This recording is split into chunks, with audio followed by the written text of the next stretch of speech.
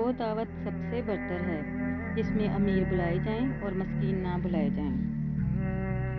نفس وہ بھوکا کتا ہے جو انسان سے غلط کام کروانے کے لیے اس وقت تک بھونکتا رہتا ہے جب تک وہ غلط کام کروا نہ لے، اور جب انسان وہ کام کر لیتا ہے تو یہ کتا سو جاتا ہے، کیونکہ سونے سے پہلے ضمیر کو جگا جاتا ہے۔ بے شک عوام کا فرض ہے کہ ایمان اور اسلام لا کر اپنی عبادات اور روزگار میں مشغول رہیں اور علم دینی کو علماء کے لیے چھوڑ کر ان کے حوالے کر دیں۔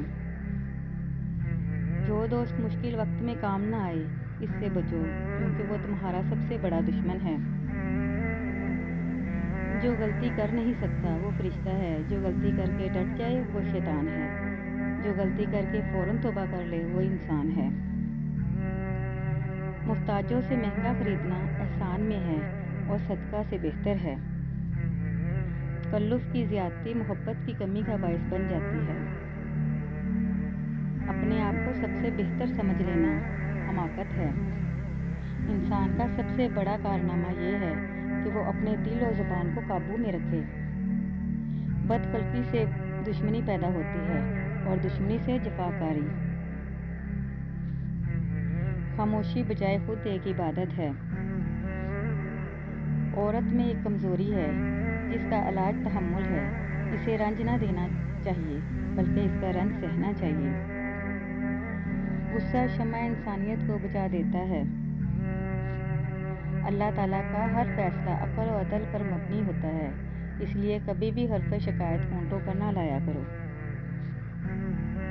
عورت کی بدخلقی پر صبر کرنے والا حضرت ایوب علیہ السلام کے صبر کے برابر ثواب پائے گا۔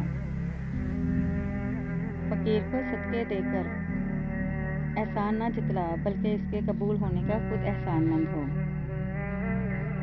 راہ دور ہونے کی وجہ سے دعوت رد نہ کرو۔ دعوت قبول کرنے میں امیر و غریب کا فرق مت کرو۔ عالم دین پر لازم ہے کہ ظاہر میں تو لوگوں سے ملا رہے مگر دل سے ان سے بالکل الگ رہے۔ توبہ میں تاخیر کرنا سخت نقصان دہ ہوتا ہے۔ صرف ندامت کو توبہ نہیں کہا جا سکتا، کیونکہ گناہوں پر پشیمانی بندہ کے لیے اختیار و قدرت میں نہیں۔ اے عبادت کے طالب، تجھ پر عبادت میں مشغول ہونے سے پہلے اپنے گناہوں سے توبہ کرنا لازم ہے۔ جو شخص علم نہ سیکھے وہ عبادات اور ان کے ارکان ٹھیک طریقے سے ادا نہیں کر سکتا۔ جس شخص پر اللہ کا خاص احسان ہوتا ہے اسے ہی دین کا معلم بننے کا شرف عطا ہوتا ہے۔ عبادت کی دیوار علم پر ہی قائم ہوتی ہے۔ صحت بدن کے لیے باعث سعادت ہے اور مرض بدن کے لیے باعث ہلاکت۔